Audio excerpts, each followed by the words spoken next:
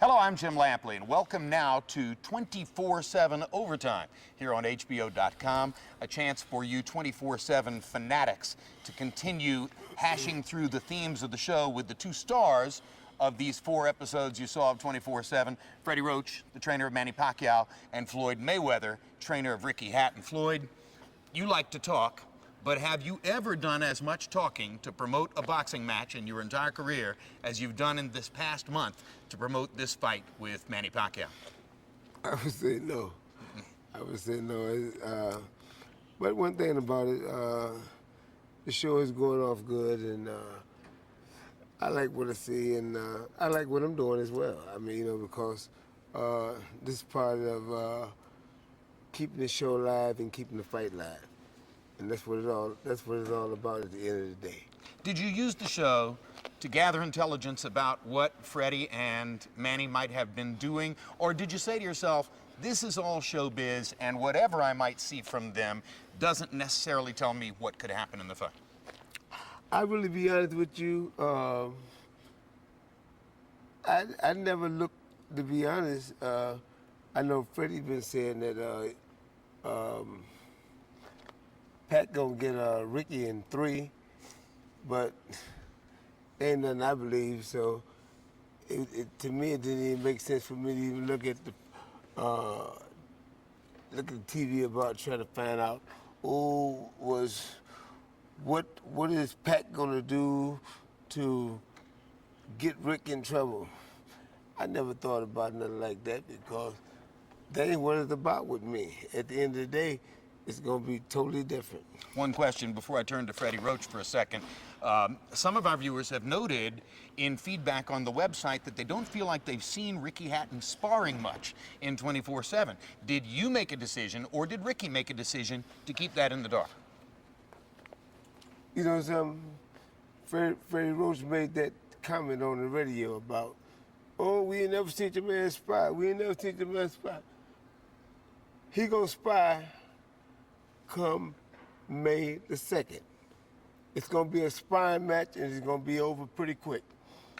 All right, let's turn to Freddie Roach, the trainer of Manny Pacquiao. Do you think that they're hiding something, as you've suggested by saying that we didn't see Hatton spar much? Of course, they didn't want us to see him spar, but that's okay. I get my reports about how he's been sparring and getting beat up and sparring, but, that's all hearsay, though. But, 24/7 asked me if they can film Manny sparring, and they said, can we film a couple rounds? I said, you can film everything. I said, go ahead. I'm open book, I said, because I don't feel that they can handle Manny's speed, and there's nothing they can really do about it. So I let them film whatever they wanted. One thing that becomes clear to 24/7 viewers is that Manny Pacquiao's life is intense, that it is sometimes complicated, that there's a constant storm of activity around Manny. It involves money, it involves the people that he supports, it involves the various jobs that many people have in his entourage. Do you ever worry that this becomes a distraction for Manny, or does he thrive on all the confusion around him? He thrives on it, for sure. One thing about Manny Pacquiao, he has a lot of distractions, and he's famous in his country, he's a singer, he's a movie star, but when he comes through the wild card doors, he leaves that all behind him. He can separate that, and his work ethic is unbelievable. And we had a great training camp for this one, and he likes his homies being around him. He likes sleeping with 12 guys in a 2-bedroom house. I mean, they're clingy people. They enjoy each other. They play darts. They sing karaoke. It keeps them loose and keeps them happy.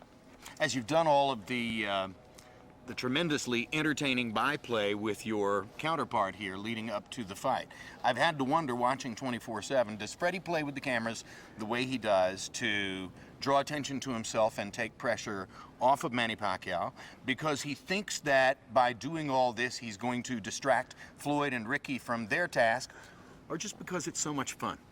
Just because it's fun. Plain and simple.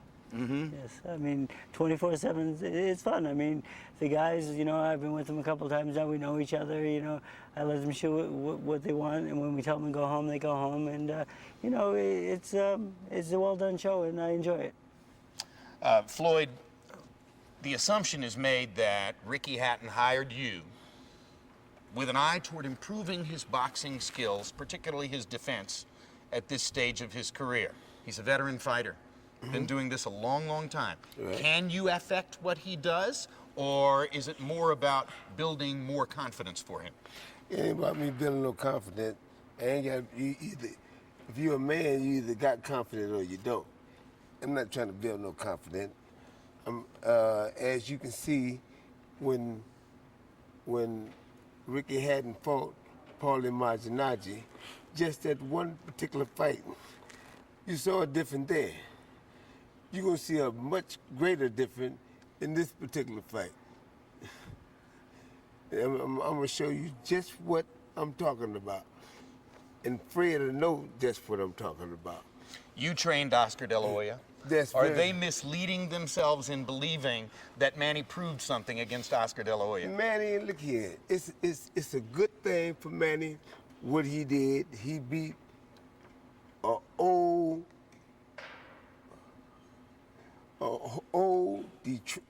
dehydrated Oscar De La Hoya.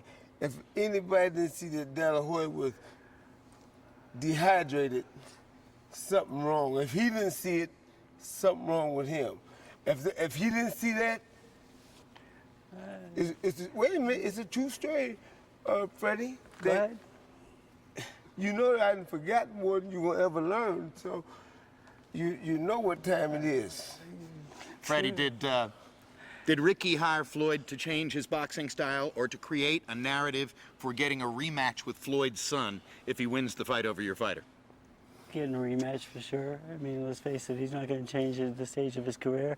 And, you know, I'm sure Floyd's a good trainer and try to teach him how to box a little bit more, but once he gets hit, he'll go back to what he does best and what he's done for his last 50 pro fights.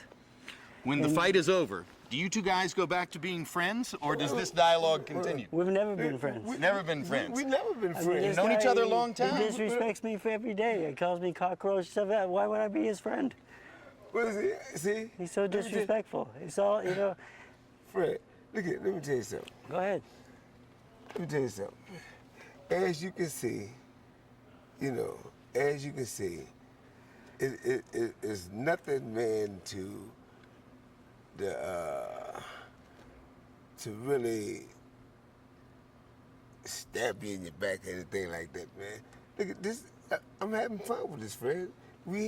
Look, man, you're selling the fight. That's what you're doing. No, the thing is, you think it's the Floyd show. It's not. It's the Ricky Hatton Pacquiao show. Well, it can be Ricky. All I hear is me, me, me. I says, well, Wait a minute, give wait your a fighter minute. some credit. Wait, Show me you your know, muscles. Like on 24. Oh, And one thing about the Oscar fight, you can't do nothing about that because you ain't got none. Before we fought Oscar, everyone said we're going to lose. And then we win the fight, so everyone says, oh, he must be washed up. Give me a break. Pacquiao beats Oscar any day of the week. If he had you in the corner or anyone in the corner, we kick his ass. BS. Well, If Oscar was to fight right today and choose to fight, he gonna weigh in like he's supposed to. He ain't gonna weigh in no more than 147 pounds, and he gonna do what he got to do after the fight. it's easy to say, but why didn't he hire you? He fired you for me. He hired fired me. you for me. Because you know why? Because I'm better than you. Because he wasn't gonna pay. He paid you less than I asked him for.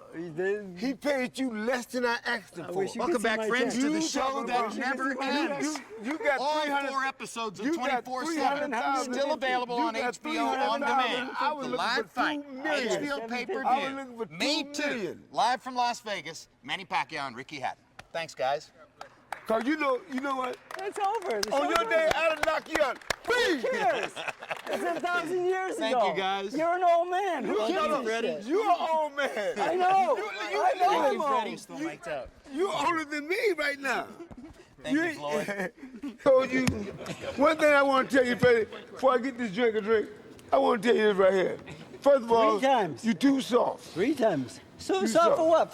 For what? So you gonna be soft that night. But You gonna be soft that night. what does that get to Cause do you with gonna be somewhere. You know what? Because when Pacquiao gets up there and fights, I sit down. I don't have to be fucking hard. Jesus Christ. Well, guess what? Guess what? I don't tell me to be hard as when I'm with a girl.